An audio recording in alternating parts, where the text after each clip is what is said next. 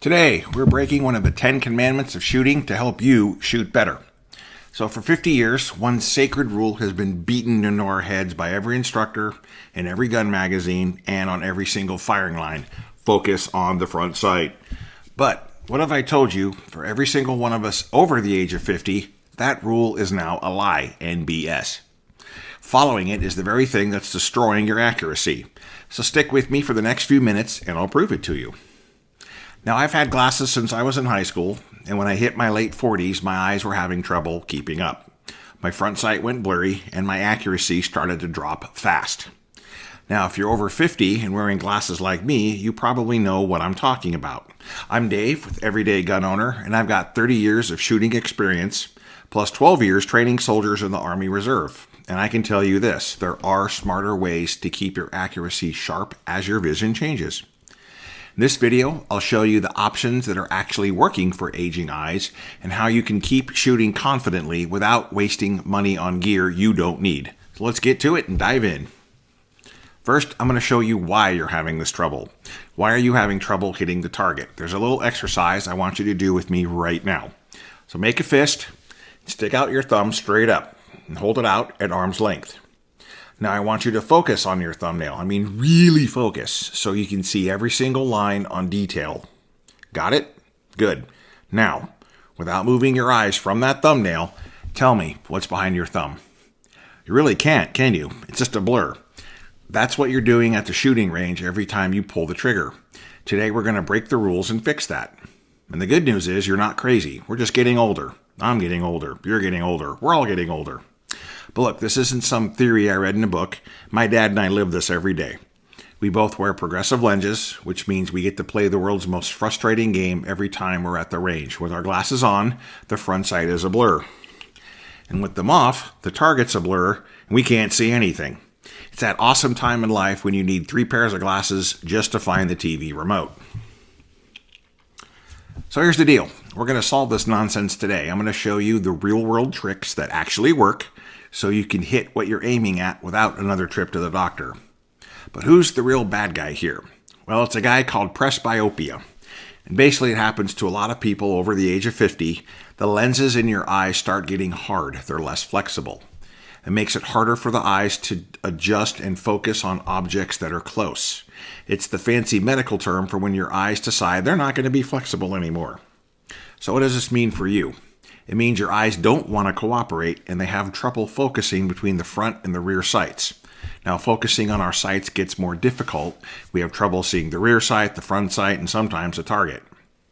Now, I want to caveat this. Not everyone has this problem. It's a very common problem for people over 50, and I have it as well. But this is the point. If you have trouble seeing your sights, then you have a problem.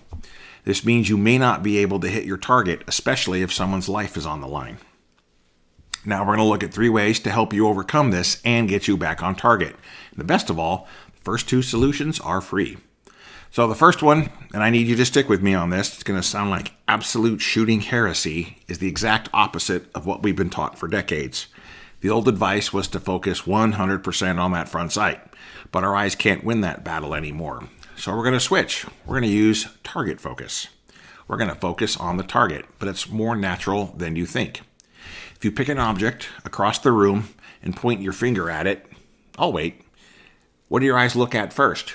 Do they look at the finger or the wall? Realistically, the wall or the object you are looking at. When we stare at a distant object and bring up our hand, our brain naturally aligns our fingers. It's the same concept with handguns. They're just an extension of our hands. Now, I know some of you will say, well, I've spent 30 years training myself to not do that. I forced myself to look at the front sight. And you are absolutely right. You have. You built a very powerful skill, but here's the honest truth. That skill was built on a pair of eyes that could instantly focus on a front sight or a rear sight or a target. It was a skill that relied on your younger eyes performing a bunch of optical gymnastics. The reality is our hardware, our eyes have changed, and we need to reawaken a more fundamental, instinctual skill that still works. We're giving ourselves permission to use a natural ability that our body has had all along because the highly trained method is now being let down by our eyes. So at the range, stare at the center of your target. Burn a hole in it with your eyes. Then bring your firearm up to your line of sight And the sights will be a little bit blurry, but that's okay. Your brain will naturally center them. Now, this is not for bullseye competitions. You're not going to win accuracy. But for practical self-defense shooting inside about 10, maybe 12 yards, it is a game changer. And this method has been taught since World War II. William E. Fairbairn and Eric Sykes trained Allied Special Forces during World War II, and this is what they taught. One of their students was a guy named Colonel Rex Applegate, if that name sounds familiar. He brought it back to the States and taught the OSS. That's the precursor to our CIA. And their argument was simple. In life or death situations, you don't have time to use your sights. Just point the gun at the attacker as you would your finger. Now, you might be asking, what about a situation that's really up close and personal? 5-6 yards, the distance of a living room. You may not have time to find your sights, and that's okay. So here's an even quicker trick. You're going to use the entire gun as one big sight. Bring the firearm up, lock your wrist, and focus on putting the flat back of the slide right on the center of the target. You don't worry about the front sight, rear sight, or notch. You're just superimposing the gun shape of the slide where you want the bullets to go. This technique relies on the body's innate sense of what we call proprioception, your brain's subconscious awareness of where your body parts are in space. Your brain is really good at knowing where your hand is pointing without you having to consciously look at it. If you close your eyes and bring up your arm in any direction, your brain knows where your hands and arm are with your eyes closed. Now, this isn't for marksmanship and you're not going to win awards. This is for a quick stop the threat, get off me situation. It's fast, it's intuitive, completely solves the blurry sight problem because you're not even looking at the sights. The last solution is your smart money solution. If the free fixes aren't cutting it, we can talk about spending a little money wisely, and I mean wisely. Not buying a bunch of tactical junk you don't need. We're talking stuff that actually will help you. My dad ran into this problem with his Springfield XD 9mm. The standard 3-dot sights were blurry black smudges, so he brought a set of True Glow sights. It's a combination of fiber optic and tritium, and he had Springfield install them. The difference was immediate and dramatic. I've shot them. They're wonderful. They're absolutely fantastic. Very quick acquisition. And that's what I mean by a smart upgrade. We're not about to bolt a bunch of tactical junk onto a perfectly good firearm. We're talking simple, effective fixes for people like us, the everyday defender, the everyday protector. You want reliability and simplicity. Here are 3 smart, money-wise options you can try. Fiber optic sights. Now, for daytime, these things are basically a cheat sheet. They use ambient light to create a single brilliant dot that's impossible to miss, even against a dark or busy background. For aging eyes that might need more light to see clearly, this high contrast dot will simplify your aiming because you're putting the glowing dot on the target. Now, I'm sure we've all heard of tritium night sights. That's the second one. For those things that go bump in the night, these are your best friend. They glow on their own. They use a little tiny sealed vial of tritium gas. There's no batteries, no charging, and no nonsense. When your traditional sights completely disappear in the dark, these provide a clear, illuminated aiming reference, which is absolutely critical for home defense. And the last is XS Big Dots. This is your easy button. With these, you get the best of both worlds. They're sights designed for pure speed. It's basically a big giant golf ball of a front sight with a tritium vial in the middle of it. Completely removes the challenge of fine sight alignment. You just put the big dot on target and pull the trigger.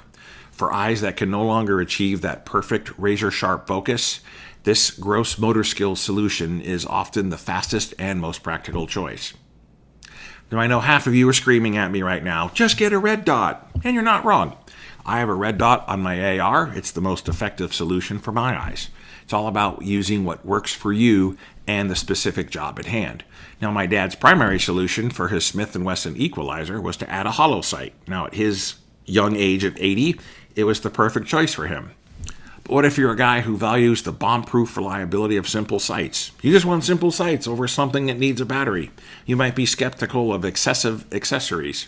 We're talking about is mastering the tool you know will work every single time. And a red dot is a great option, but it's not the only option, and that's exactly the kind of thing we talk about here. Try to respect your experience and your intelligence. You don't have to surrender to blurry sights. You can change where you look, or you can change what you're looking at. It's that simple. That's it. Now that we've talked about changing where you look and what you're looking at, we're going to help you hone these skills in the next video. Next week, we're going to talk all about proven skills you can use to help develop your target focus. And later down the road, we're going to be talking about the other bad guy, astigmatism. So thanks for watching. We'll see you next week.